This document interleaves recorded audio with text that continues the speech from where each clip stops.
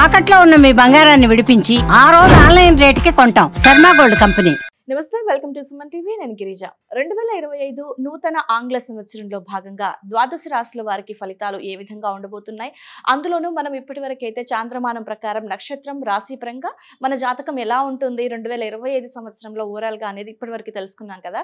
So ఇప్పుడు వచ్చేసి సూర్యమానం ప్రకారం, సన్ సైన్స్ ప్రకారంగా 2025 సంవత్సరం రాశి వారికి ఏ విధంగా ఉండబోతుందో తెలియజేసేందుకు విశ్వవిద్యాలయ అగ్రశ్రేణి తొలి మహిళ జ్యోతిష్య, వాస్తు, పట్టభద్ర, పంచాంగకర్త, జ్యోతిష్యంలో పిహెచ్డిలో తొలి గోల్డ్ మెడలిస్ట్ అయినటువంటి జ్యోతిష్య మహోపాధ్యాయ డాక్టర్ ఈడుపుగంటి పద్మజరాణి గారు ఉన్నారు. వారితో మాట్లాడేద్దాం. నమస్కారం మేడం. నమస్కారం మేడం. సన్షైన్స్ ప్రకారం కనుక చూసుకుంటే మనకి కర్కాటక రాశి వారికి రాశి పరంగా ఈ 2025 న్యూ ఇయర్ పరంగా చూసుకుంటే ఏ విధంగా ఉండబోతుంది అంటారు మ్యామ్ ఓవరాల్ గా? ముందుగా ప్రేక్షకులందరికీ కూడా ఈ యొక్క 2025 సంవత్సరం ఆంగ్ల నూతన సంవత్సర శుభాకాంక్షలు తెలియజేస్తున్నాను. Thank you ma'am. నీకు కూడా ఆనంద స్వరూపులైన అందరికీ కూడా ఈ సంవత్సరం తమ తమ రాశి ఫలాలని చూసుకొని దాని ప్రకారం ఆనందకరంగా ముందుకు వెళ్ళి ఆశించిన ఫలితాలు పొందుతారని మనం తెలుసుకుందాం ఇవాళ. మామూలుగా నక్షత్ర పరంగా చూస్తూ ఉంటారు కదా ఎవరైనా సరే. సో మరి కొంతమందికి నక్షత్రాలే ఉండవు అని అంటారు, వాళ్ళకు డేట్ ఆఫ్ బర్త్ అయితే ఉంటుంది. మరి అలాంటి వాళ్ళకి రాశి పరంగా సో జ్యోతిష్యం అనేది ఏ విధంగా చెప్తారు మ్యామ్? అంటే నువ్వు అన్నట్టుగా ప్రతి వాళ్ళకి కూడా అందరికీ నక్షత్రాలు ఉంటాయి కానీ తెలియదు అంతే. ప్రతి మనిషికి 27 నక్షత్రాల్లోనే ఏదో ఒకటి అవుతుంది, కానీ అది ఏదో కారణం రీత్యా పుట్టినప్పుడు వేయించుకోకపోవడం వల్ల లేకపోతే పెద్ద ఆసక్తి లేకపోవడం వల్ల దాన్ని ఇది చేస్తారు. కానీ అలాంటప్పుడు ఏంటంటే ఎక్కువగా సన్ సైన్స్ రీత్యా చూసుకుంటూ ఉంటారు. సన్ సైన్స్ అంటే ఏంటంటే ఆ నెలలో పుట్టిన వాళ్ళు, అంటే ఈ తారీఖు నుంచి ఈ తారీఖు దాకా, ఇప్పుడు ఏప్రిల్లో పుట్టారు వీళ్ళు, అలాగే మార్చి ఈ తారీఖు నుంచి ఈ తారీఖు దాకా వీళ్ళు ఏరిస్లోకి వస్తారు. అలా వరుసగా 12 రాసుల వాళ్ళకి కూడా తారీఖులు అంటే పుట్టినరోజు ప్రకారం వాళ్ళు ఏ రాశిలోకి వస్తారు సన్ సైన్స్ అంటారు దాన్ని, ఇంగ్లీష్లో జోడియాక్ సైన్స్ ప్రకారం తీసుకుంటే. దాని ప్రకారం ఏంటంటే అందరికీ వాళ్ళ బర్త్డే అయితే దాదాపుగా తెలుస్తుంది కదా, నక్షత్రాలు అయితే డౌట్ ఉన్నా.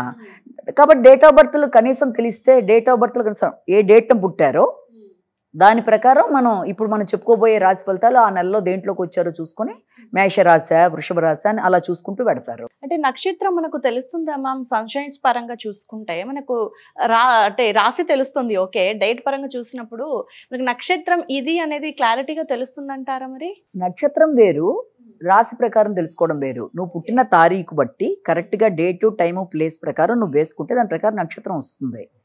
అలాగే కొంతమంది అలా వేయించుకోకుండా వదిలేసిన వాళ్ళకి ఎలా ఉంటుందంటే, అయ్యో మాకు డేట్ ఆఫ్ బర్త్లో డేట్ అయితే తెలుసండి కానీ మాకు రాశి ఫలాలు తెలుసుకోవాలని ఉంది కానీ మాకు నక్షత్రం తెలియదు అన్నప్పుడు అప్పుడు ఏం చేస్తామంటే ఈ రూపంలో, అంటే సన్ సైన్స్ ప్రకారం ఈ తారీఖు నుంచి ఈ తారీఖు మధ్య పుట్టిన వాళ్ళు మేషరాశి, ఈ తారీఖు నుంచి ఈ తారీఖు మధ్య పుట్టిన వాళ్ళు వృషభ రాశి అన్నప్పుడు దాంట్లో ఫలితాలు చూసుకుంటూ వాళ్ళు, అది కూడా దాదాపుగా వాళ్ళకి వీళ్ళకి పెద్ద తేడా అయితే ఉండదు. జనరల్గా ఇలా వెళ్ళేవాళ్ళు ఇలా కూడా పెడతారు. కర్కాటక రాశి సన్ సైన్స్ ప్రకారం తీసుకున్నట్లయితే మనం జూన్ 21 నుంచి జూలై 22 మధ్య పుట్టిన వాళ్ళందరూ కూడా సన్ సైన్స్ రీత్యా దీన్ని క్యాన్సరియన్స్ అంటారు. క్యాన్సర్ అంటారు, అంటే కర్కాటక రాశి వాళ్ళు, అంటే ఈ తారీఖు నుంచి ఈ తారీఖు మధ్య పుట్టిన వాళ్ళు ఇందులోకి వస్తారు. అది కర్కాటక రాశి. మామూలుగా మనం నక్షత్రాల ప్రకారం చూసుకున్నట్లయితే దాంట్లో మనకి ఈ యొక్క పునర్వసు 4వ పాదం, పుష్యమి 4 పాదాలు, ఆశ్లేష 4 పాదాలు, అది 3 సైన్ ప్రకారం.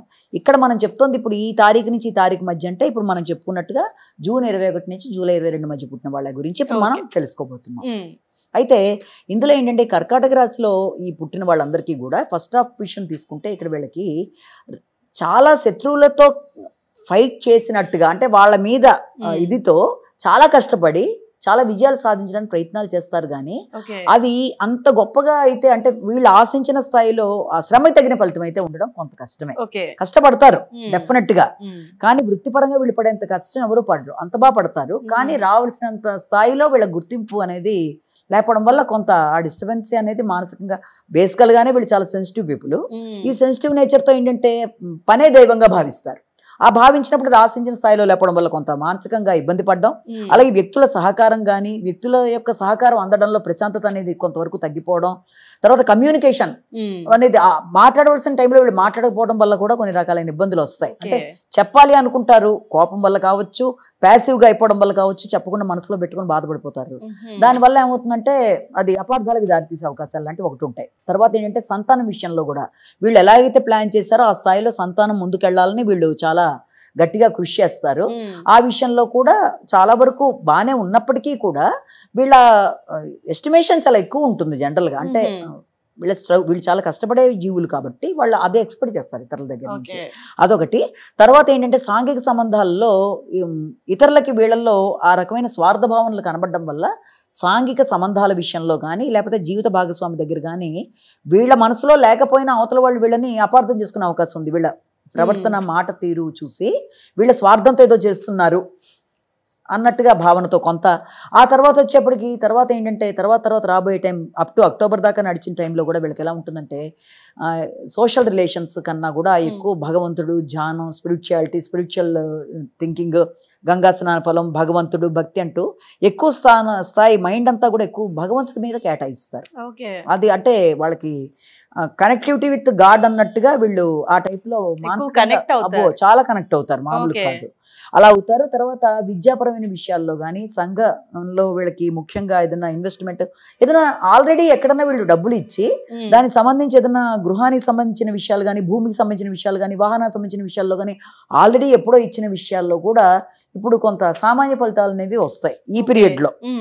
అందుకని వీళ్ళు వెంటనే కొంత సెన్సిటివ్గా ఫీల్ అవుతారు కాబట్టి అంత సెన్సిటివ్గా ఫీల్ అవ్వక్కర్లేదు. వీళ్ళు ఆశించినట్టుగా తర్వాత అయినా పాజిటివ్గా ఉంటుందన్న విషయాన్ని ఒకటి గుర్తుపెట్టుకోవాలి.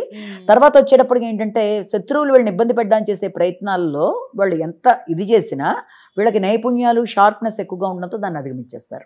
అంటే అవతల వాడి మనసులో ఏముందన్నది వీళ్ళు ఐడెంటిఫై చేయడం బట్టి వాళ్ళు అనే లోపలే వీళ్ళు ముందుకు వెళ్ళిపోతారు. అంటే ఎందుకులే మనం ఒక మాట ఎందుకు వచ్చింది అనే ఇది ఒకటి వాళ్ళకు ఉంటుంది. అలాగే ఆరోగ్య విషయంలో మాత్రం కొంత ఎక్కువ శ్రద్ధ తీసుకుంటూ వాళ్ళకి ముందుకెళ్ళాలి ఆ పర్టికులర్ పీరియడ్లో. ఆ తర్వాత వచ్చిన స్పాన్ అంతా కూడా ఏంటంటే వీళ్ళకి ఇయర్ అక్టోబర్ నుంచి పేరు ప్రఖ్యాతలు పెరుగుతాయి, గౌరవం పెరుగుతుంది, ఇప్పటిదా పడిన పనికి శ్రద్ధగా వీళ్ళకి ఒక గుర్తింపు, గౌరవం ఏర్పడుతుంది. అలాగే వీళ్ళ సలహాల కోసం అందరూ వీళ్ళని ఇదవుతారు. సంతానం కూడా వీళ్ళు ఆశించిన స్థాయిలో ముందుకెడుతుంది. కానీ సాంఘిక సంబంధాల్లో ఇప్పుడు వ్యక్తి ఎదుగుతుంటే ఇతరులు ఈర్చిపడినట్టుగా అలాంటి వాటిల్లో వీళ్ళు కొంత పాపం ఇబ్బంది పడినప్పటికీ అనుకుని ముందుకెళ్ళిపోతారు. అలాగే హయ్యర్ ఎడ్యుకేషన్ ఒకటి వీళ్ళకి బాగుంటుంది. హైయర్ ఎడ్యుకేషన్కి ఇప్పుడు ఎవరన్నా రీసెర్చ్ ఓరియంటెడ్గా ఉన్నవాళ్ళు కానీ అలాగే పుణ్యబలం ఒకటి బాగా పెరుగుతుంది. అంటే పుణ్యానికి సంబంధించిన విషయాల్లో చెప్పిన గాడ్ కనెక్ట్ అవ్వడం బట్టి వీళ్ళకి అది చాలా వరకు అనుకూలంగా ఉంటుంది. కానీ ఫస్ట్ హాఫ్లో మాత్రం ఆరోగ్య సంబంధమైన విషయాల్లో కొంత జాగ్రత్త తీసుకోవాలి. అంటే పనులన్నీ అవుతాయి అనుకున్నవి లాస్ట్ మినిట్లో అనుకోకుండా ప్లానింగ్ మారిపోయినట్టు అయిపోతుంది. వీళ్ళ సంబంధం లేదు అసలు. వీళ్ళు పెట్టుకున్న ప్లాన్కి అనుకూలత అనేది తగ్గిపోవడం వల్ల, తర్వాత ఆకస్మికమైన ఖర్చులు అవ్వడం వల్ల ఆరోగ్య సంబంధం ఎక్కువ మానసికంగా వీళ్ళు ఇబ్బంది అనేది ఎదుర్కొంటారు. కాబట్టి అది ఫస్ట్ హాఫే. సెకండ్ హాఫ్ వచ్చేటప్పటికి మాత్రం వీళ్ళకి ఖచ్చితంగా ఆ విషయంలో తండ్రి తర్వాత విద్య హయ్యర్ ఎడ్యుకేషన్లో కొంత లైట్గా ఇబ్బంది లాంటిది ఎదుర్కొంటున్నప్పటికీ కూడా రావాల్సిన లాభాలు అందుకుంటారు. పడిన కష్టానికి ప్రతిఫలం ఒకటి ఏర్పడుతుంది. లేట్ అయినా వీళ్ళు పొందవలసినవి పొందుతారు. ఇలాంటివన్నీ ఉంటాయి. అలాగే దాంతోపాటుగా ఇంకొకటి కూడా ఏంటంటే దూర ప్రయాణాలు ఒకటి ఎక్కువ చేస్తారు. అవి స్పిరిచువల్ జర్నీస్ అవుతాయి. అలాగే దగ్గర ప్రయాణాల కన్నా కూడా కమ్యూనికేషన్ విషయంలో ఇతరుల యొక్క సహకారం తీసుకోవడానికి ఇష్టపడరు. ఫస్ట్ హాఫ్లో ఇతరులు సహకరించినా కూడా అంత ఆసక్తి చూపించారు దాంట్లో. కానీ తర్వాత వచ్చేటప్పటికి ఎలా ఉంటుందంటే కొంచెం వీళ్ళు ఎక్కువ జాగ్రత్త తీసుకోవాల్సిన విషయం ఏంటంటే వాళ్ళ పర్టికులర్గా ఆరోగ్యం కానీ కుటుంబ వ్యవహారాల్లో కానీ ఇతరుల జోక్యం వీళ్ళకి కొంచెం చికాకును కలిగిస్తుంది. ఇచ్చిన మాట నిలబెట్టుకోవడం కొంత కష్టం కాబట్టి ఆలోచించి వాగ్దానాలు చేయాలి. మాటల వల్ల ఘర్షణ అనేది రాబోయే అవకాశాలు ఉన్న రీత్యా మాటలు మాట్లాడేటప్పుడు 1-4 సార్లు ఆలోచించి మాట్లాడాలి. ముఖ్యంగా కుటుంబ సభ్యులతోనే ఇదంతా కూడా, బయట కాదు. కుటుంబ సభ్యులతో ఈ విషయంలో అపార్థాలకు అవకాశం లేకుండా జాగ్రత్తలు తీసుకుంటూ ముందుకెళ్ళాలి. ఖర్చుల విషయంలో కూడా ప్రణాళికాపరంగా ముందుకెళ్ళాలి. ఆకస్మికమైన ఖర్చులు, అనవసరమైన విషయాల వల్ల కొంత ఘర్షణాత్మకంగా ఉంటుంది. సెన్సిటివ్ నేచర్తో కొంత పోటీతత్వంతో మానసిక ఇబ్బందులు అనే వాటిని అధిగమించే విధంగా పుణ్యబలంతో వాళ్ళు ముందుకు వెళ్ళిపోతారు. Okay ma'am. సో ఓవరాల్ గా చూసుకుంటే ఈ 2025లో స్టూడెంట్స్ కి ఎస్పెషల్లీ అంటే వాళ్ళకి హైయర్ ఎడ్యుకేషన్ బాగుందన్నారు. సో మరి మిగతా అంటే కళాకారులకి ఏ విధంగా ఉంటుంది? కళాకారులకైనా వ్యాపారస్తులకైనా అందరికీ, ఉద్యోగస్తులు, వ్యాపారస్తులు, కళాకారులు, వ్యవసాయ రంగంలో ఉండే వాళ్ళు అందరికీ, రాజకీయ నాయకులు ఇంక్లూడింగ్ ఎవ్రీబడి, విద్య అందరికీ కూడా మొదటి భాగం కన్నా రెండో భాగం చాలా అనుకూలంగా ఉంటుంది. ఓకే ఓకే సెకండ్ హాఫ్ వీళ్ళకి చాలా బాగుంటుంది. ఎందుకంటే ఫస్ట్ హాఫ్ అంతా కూడా పనులు ఎక్కడెక్కడ ఆగుతూ రావడం, అసలు అవుతాయో లేదా అనుకోవడం, కానీ సెకండ్ హాఫ్ వచ్చేప్పటికి చాలా వరకు ముందుకు. ఓకే. సో మరి ఫైనల్ గా వారికి ఉన్న ఈ ఫస్ట్ హాఫ్ బాగోలేదన్నారు కదా, సో దాని నుంచి కొంచెం బయటపడాలి, ఇంకొంచెం శక్తి రావాలి అనుకున్నప్పుడు అంటే ఏ దేవత ఆరాధన వీళ్ళు ఏం చేయాలంటే ఫస్ట్ హాఫ్ లో వీళ్ళు ఖచ్చితంగా చేయవలసింది సాటర్డే కి సంబంధించి అంటే శని గ్రహానికి సంబంధించిన విషయాల్లో శనిశ్చ కోణ పింగళ అని చెప్పి శ్లోకాలు ఉంటాయి, అది చేసుకున్నా సరే. అలాగే దానికి సంబంధించి ఏదైనా వెంకటేశ్వర స్వామి దేవాలయాలు అంటే దీన్ని అధిగమించే విధంగా అలా ముందుకు వెళ్ళినా కూడా అది అనుకూలంగా ఉంటుంది. అలాగే వీలైనంత వరకు ఈ యొక్క మాటల వల్ల అపార్థాలు అనేవి ఇతరులు రావడం అనేది ఎక్కువగా ఉంటుంది కాబట్టి ఆచితూచి నిర్ణయాలు తీసుకుంటూ మాట్లాడేటప్పుడు కూడా 1-4 సార్లు ఆలోచిస్తూ మాట్లాడుతూ ముందుకు వెళ్ళినట్లయితే వీలైనంత వరకు ఎక్కడ వస్తుంది సమస్య, వాళ్ళని ఇతరులు మాటల వల్ల అపార్థం చేసుకునే అవకాశం ఉంది కాబట్టి మాట్లాడే ముందు 1-2 సార్లు మాట్లాడడం. రెండోది అవసరమైన సమయంలో మాట్లాడకపోయిన సమస్యే కాబట్టి అదొకటి వీళ్ళకి ఇదొకటి మెయిన్. వీళ్ళకు ఉండే కోపం అనుకో ఏదన్నా అనుకో లోపల పెట్టేసుకుంటారు తప్ప ఓపెన్ అవ్వకపోవడం వల్ల కూడా అది కష్టం కదా. కాబట్టి ఆత్మీయుల సహకారంతో కొన్నిసార్లు మనం మాట్లాడితే డైరెక్ట్గా ప్రాబ్లం వస్తుంది అనుకున్నప్పుడు మనకి కోఆపరేట్ చేసేవాళ్ళు ఉంటారు. అలా ఆత్మీయుల సహకారంతో చర్చించి నిర్ణయం తీసుకొని నేను ఇప్పుడు ఇలా మాట్లాడతానని జాగ్రత్త పడుతూ ముందుకు వెళ్తే. ఓకే మ్యామ్, సో చాలా క్లియర్ గా చాలా నీట్ గా రాశి వారికి ఎలా ఉండబోతుంది అని తెలియజేశారు మ్యామ్. Thank you. నమస్కారం.